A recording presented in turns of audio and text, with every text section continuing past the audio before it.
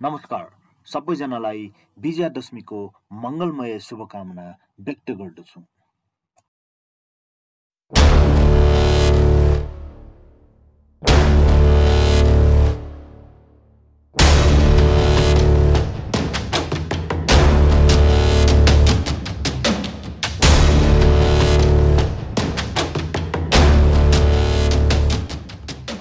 आज म हजुरहरूलाई google.com वेबसाइट खोल्दा गुगल लोगोको ठाउँमा आफ्नो नेम अथवा नाम कसरी डिस्प्ले गर्ने भन्ने बारे सिकाउँदैछु।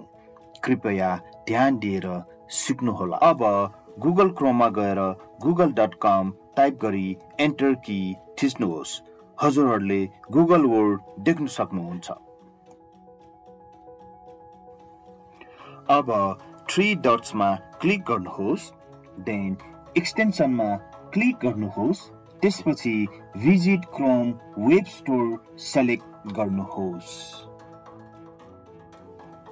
नाउ सर्च एक्सटेन्सन्स एन्ड थिम्समा गएर माई डुडल वर्ड टाइप गर्नुहोस्।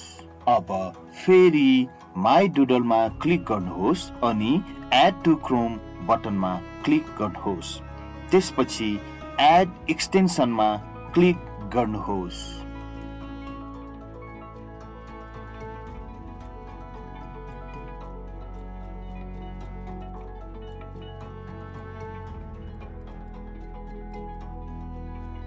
अहिले google.com टाइप गरेर एन्टर गर्नुभयो भने हजुरहरूले माई डुडल देख्नुहुन्छ। यदि हामीले चाहेको नेम देखाउनु पर्यो भने एक्सटेन्सनमा गएर क्लिक गर्नुहोस्। त्यसपछि माई डुडललाई ह्याप्पी दशैंमा चेन्ज गर्नुहोस्।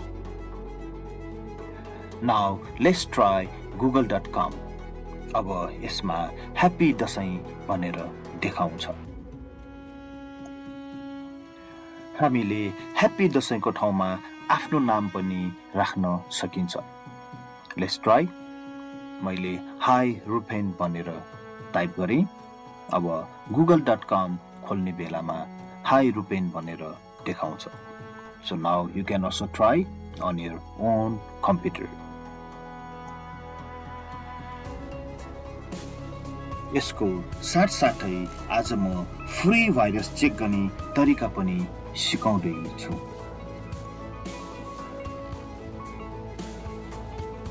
अब नेक्स्टमा फ्री भाइरस चेक गर्ने तरिका। विन्डोज टास्क बारको सर्चमा गएर अथवा विन्डोज लोगो प्लस आर गरेर MRT टाइप गर्नुहोस्।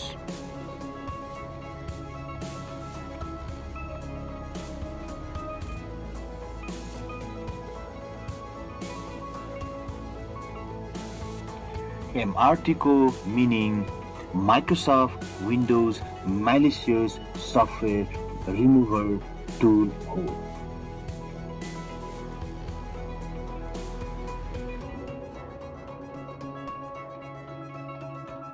अब नेक्स्ट बटनमा क्लिक गर्नुहोस् and then you will see different options for scanning.